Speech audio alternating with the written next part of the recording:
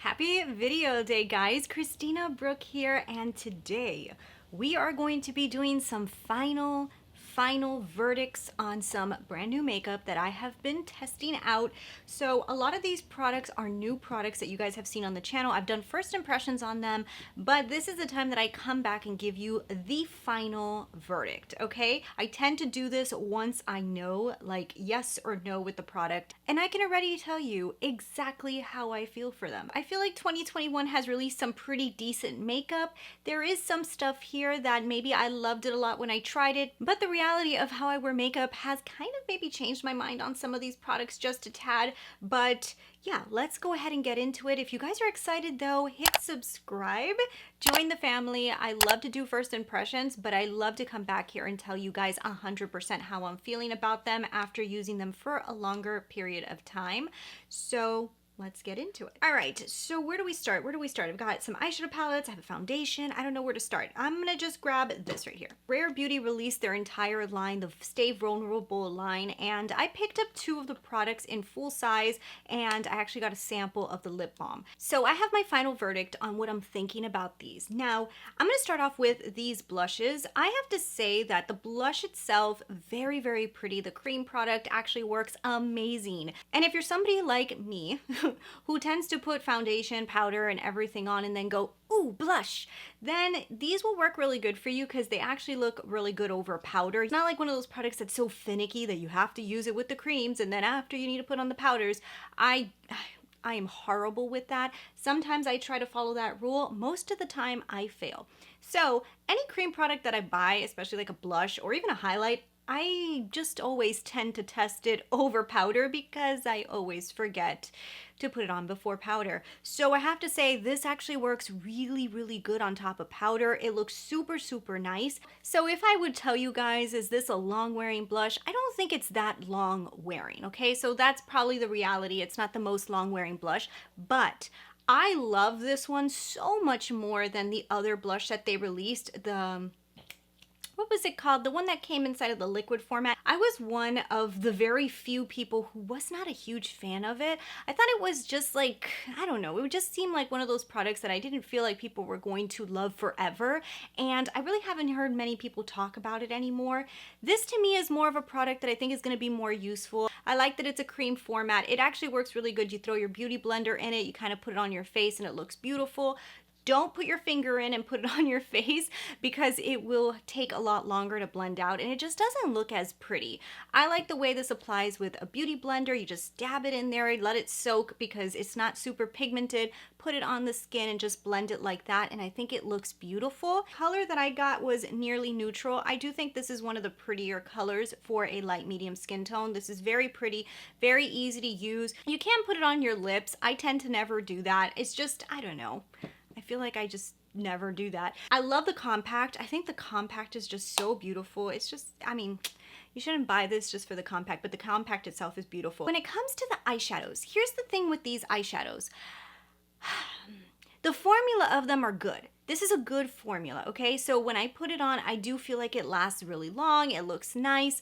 The problem that I have with these eyeshadows is I'm not a very one and done type of person. So when I go to do eye looks, I tend to never grab a product like this and put it all over my lid. I have used it on occasion, like if I have family members coming over and it's gonna be like something very, you know, chill here, I'll like put it on my lids and I'll be like, okay, we're gonna do this. And maybe it's the color, maybe it's the color of my hair. I don't know what it is, but having like these pinky looking lids, it's cute, but maybe it's too young for me. When I put this on, I feel very young, which should be a good thing, but I don't know. I don't like it. So the formula is good. The color is pretty. It's just not an item that I personally reach for. Now, if you like these colors and you like liquid shadows, this is a great formula. So I'm definitely not knocking the formula. I'm definitely not knocking anything of the design, nothing like that, because it definitely is good. Personal preference, I don't reach for it that much because just the colors and in this whole line, everything was about looking blush to the face, you know, like kind of like that blush feeling that you feel.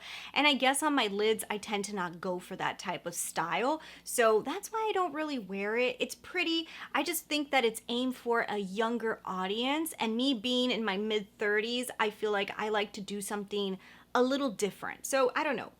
Now, when it comes to the balm was a nice formula. Now, the problem that I have with the balm is I did get it in a sample, so it's not like a product that I'm always reaching for because I see like the full tube of it. It's nice. It's just the problem with the balm is that it's not in a balm format. And I said this in my ranking video. If you guys haven't seen my ranking of my purchases that I did in January, I kind of said this because this is still how I feel. When I go to reach for a balm, I will grab a balm, like one that's in a format of like a lipstick. And I like the feeling more than putting on like a lip gloss balm. Like I just feel like it's more hydrating when you put it on with like a format of a lipstick. It's kind of like, you know, when you're like walking down the street and like they put something in front of you, most people will go left, and every once in a while you'll get the one person that's gonna go right, but almost everybody always goes in the same direction. I feel like this is like one of those products that like when you go to grab a lip balm or you go to get a lip balm slash lip gloss looking thing, you go for the lip balm. But I do like the formula of it. So that's what I think of the Stay Vulnerable collection after using it for over a month now, on and off consistently. Definitely the product I've used the most out of the whole collection has been the blush, and it's definitely the product that I think I like the most out of the whole collection. Let's talk about a palette that when I tried it, I was iffy on it, okay? So I like it, but I wasn't like wowed by it, and my opinion hasn't really changed on that front. However, when it comes to being something that becomes something that's easy to use and you feel like you use it a lot, sometimes it not being the most amazing formula kind of like steps to the side burner. I don't know if that happens to you guys, but the Tarte Tartelette Juicy palette. Okay, so I personally, when I tried this, I felt like some of the colors weren't really that great.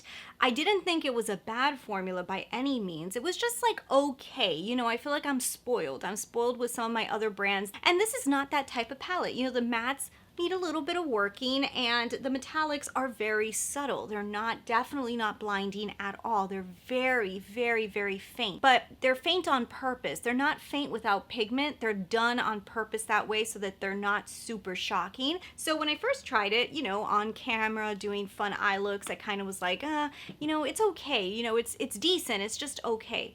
Here's the thing, guys.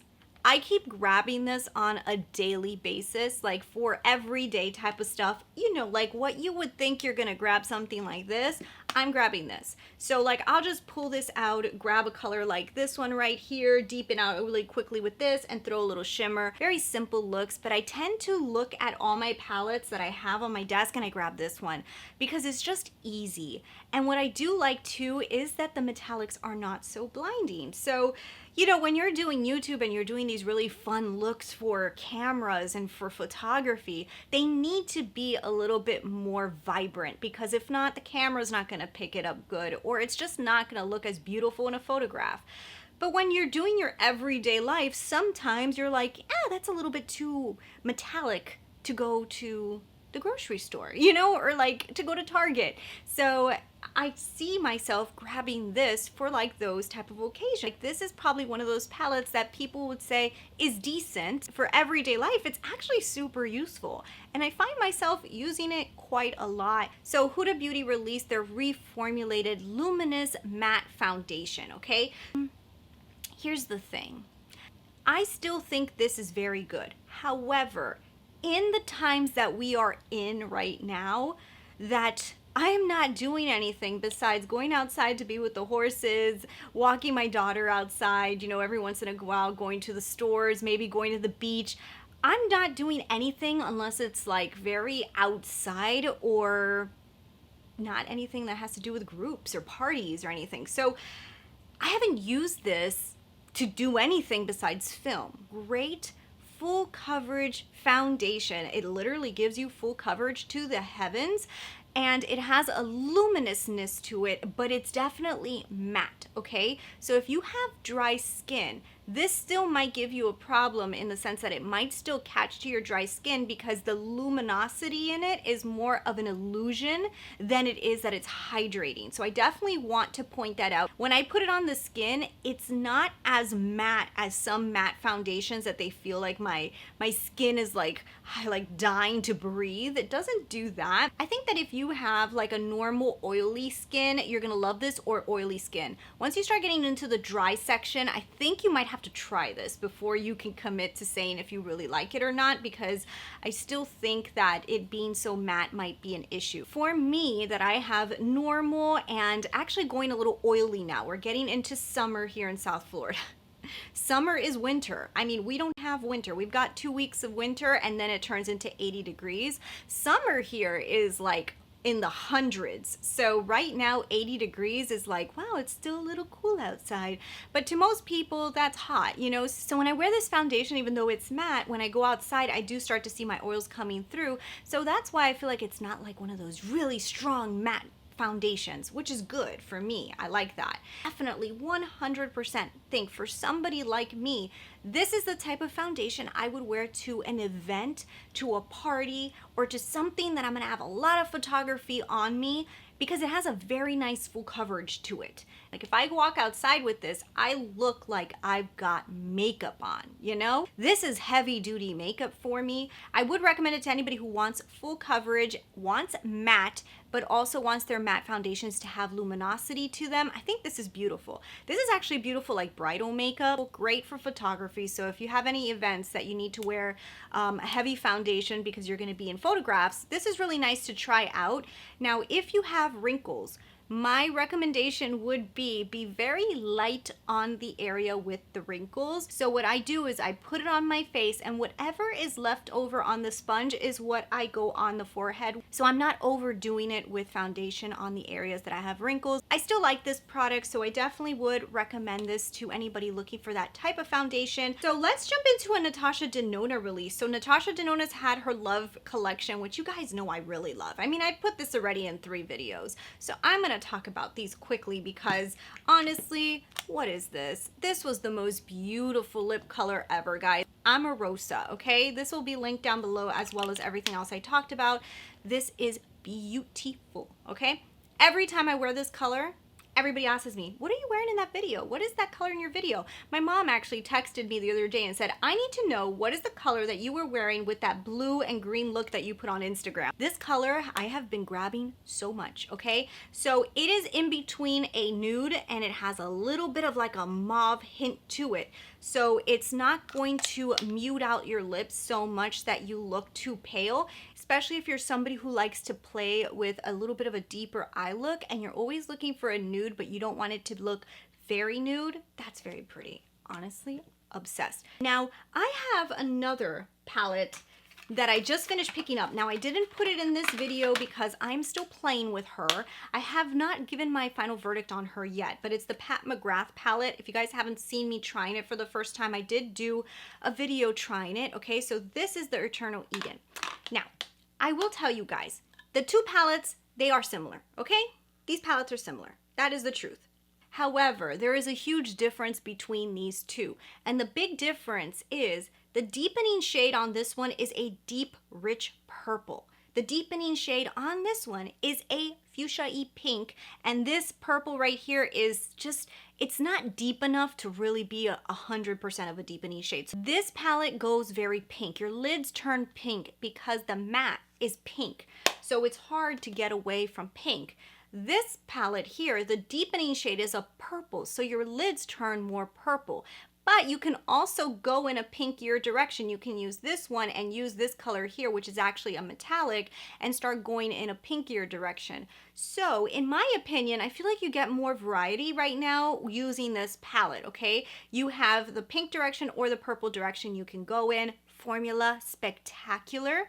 Like I said, still playing with the Eternal Eden. I'm not saying that it's not a good palette because there's definitely some amazing formulas in there. There are very similar colors between the 2.